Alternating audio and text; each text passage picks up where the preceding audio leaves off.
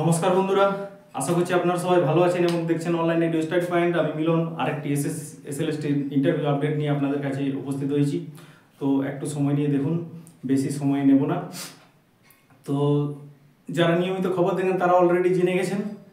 আজকের যেটা big breaking news সেটা হচ্ছে 11 এবং 12 এর ইন্টারভিউ আগে শুরু হচ্ছে। 11-12 এর ইন্টারভিউ আগে শুরু হচ্ছে। কখন শুরু হতে পারে? সেকেন্ড উইক স্টার্ট হচ্ছে। এবং কতদিনের মধ্যে?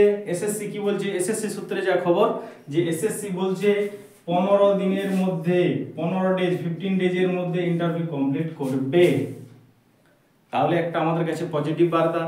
যদিও পরীক্ষাটা 11-12 এর পরে হয়েছিল, কিন্তু সেখানে ক্যান্ডিডেট সংখ্যা কম, 9-10 এর তুলনায় 11-12 এ ক্যান্ডিডেট সংখ্যা কম। আবার যদি এই 11-12 এর ইন্টারভিউ যদি আগে হয়ে যায় তাহলে কি পজিটিভ বার্তা রয়েছে আমাদের কাছে, কারণ আমাদের কাজের সুযোগ বাড়বে।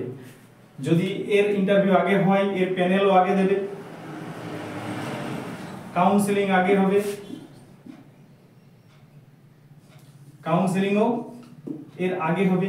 এর যদি নিয়োগটা আগে হয়ে যায়, 11-12 এর যদি নিয়োগ আগে হয়ে যায়, তাহলে যেসব টিচাররা জয়েনিং করবে তারা ম্যাক্সিমাম আর 9-10 এর ইন্টারভিউ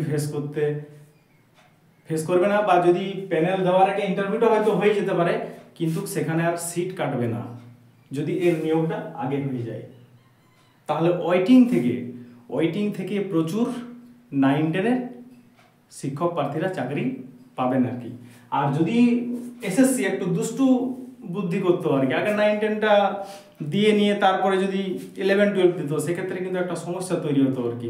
আবার 9-10 জয়েনিং করার দুদিন পরে আবার স্কুল ছেড়ে নিয়ে আবার কোথায় চলে যেত, ভ্যাকেন্সিটা জাম করে ক্লোজ করে আবার চলে যেত 11-12 এ। সেক্ষেত্রে একটা যারা চাকরি প্রার্থী তাদের কাছে একটা পজিটিভ বার্তা যে 11-12 আগে যদি নিয়োগ হয়ে যায় তাহলে 9-10 সুবিধা হবে, ওয়েটিং থেকে চাকরি বাড়বে আর কি। হতে পারে যে যারা 11-12 এর প্যানেলে আছে তারা 9-10 এর প্যানেলেও থাকতে পারে আর কি। কিন্তু যখনই সে ঠিকঠাক স্কুল পেয়ে যাবে, জয়েনিং হয়ে যাবে, তখন আর 9-10টা সে কাউন্সেলিংয়ে আসবে না। কাউন্সেলিং যদি অ্যাবসেন্ট থাকে তখন কি হবে? পরে নেক্সট কাউন্সেলিংয়ে সেটা ওয়েটিং থেকে ডাকবে আর কি। তাহলে ওয়েটিং থেকে প্রচুর চাকরি প্রার্থীরা চাকরি পাবেন আর কি।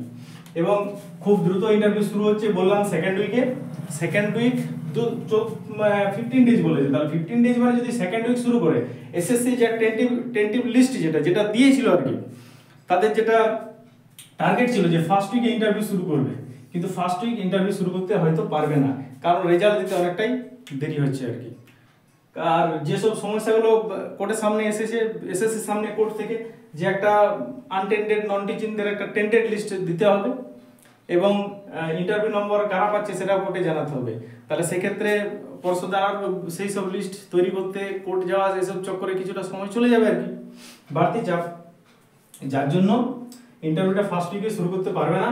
আর যদি ফার্স্ট উইকে শুরু করে তাহলে একটা ক্যান্ডিডেটকে মিনিমাম 1 সপ্তাহ বা 10 দিন আগে তো জানাতে হবে যে তার ইন্টারভিউ হবে। হঠাৎ করে আজকে রেজাল্ট দিল এবং কাল বা পরের দিনে ইন্টারভিউ হয়ে যাবে, রাত্রে মেল ঢুকছে, সকালে ইন্টারভিউ, এরকম তো করতে পারে না। তাহলে দেখবে যে অনেক চাকরি প্রার্থী আবার কোর্ট চলে যাবে আর কি।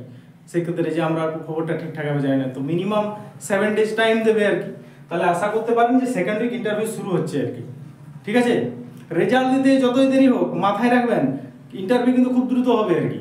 যার জন্য যেসব বন্ধুরা 11-12 এর যাদের পরীক্ষা ভালো হয়েছে 11-12 এ, সমস্ত প্রিপারেশন চূড়ান্ত করুন, কাগজপত্র গুছিয়ে রাখুন, পোশাক আশাক কোন ড্রেস পরবেন, কি করবেন না করুন সব ঠিকঠাক করে রাখুন, এবং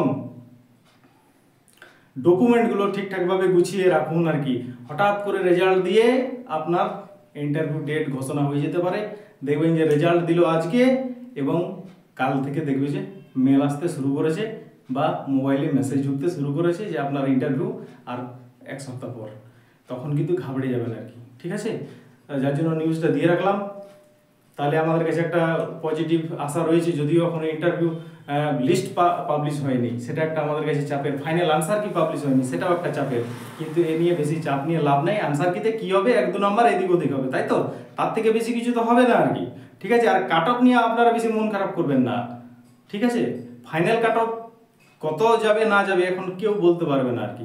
যার জন্য যারা ওই যা কাট অফ থেকে বিভিন্ন ভিডিওতে যা কাট অফ দেখছেন তার থেকে হয়তো 1 নাম্বার 2 নাম্বার কমে যাচ্ছে বলে মন খারাপ করে বসে আছেন, বা আপনি হাল ছেড়ে দিয়েছেন যে না আমার তো হবে না, ঠিক আছে, এটা কিন্তু একদমই মাথায় রাখবে না।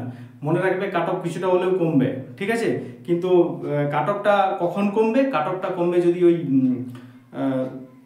যেটা এক্সপিরিয়েন্স নাম্বার, সেই নাম্বারটা যদি এসএসসি সবাইকে না দেয় তাহলে কিন্তু কাট অফ কমবে। আর যদি নাম্বারটা যতজন অ্যাপ্লাই করেছে যদি সবাইকে দিয়ে দেয় তাহলে কিন্তু কাট অফ হাই যাওয়ার চান্স আছে আর কি। ঠিক আছে, ক্লাসটা শেষ পর্যন্ত দেখার জন্য অসংখ্য ধন্যবাদ। নতুন হলে সাবস্ক্রাইব করে রাখবেন, ঠিক আছে। এরকম আরও নতুন আপডেট পেলে আমি আপনাদের সাথে শেয়ার করব। যদি আপনাদের কাছে কিছু আপডেট থাকে আমাকে কমেন্ট সেকশনে বলবেন, আপনাদের মতামত কমেন্ট সেকশনে জানাবেন। আপনাদের মতামতের অপেক্ষায় রইলাম। Thank you so much.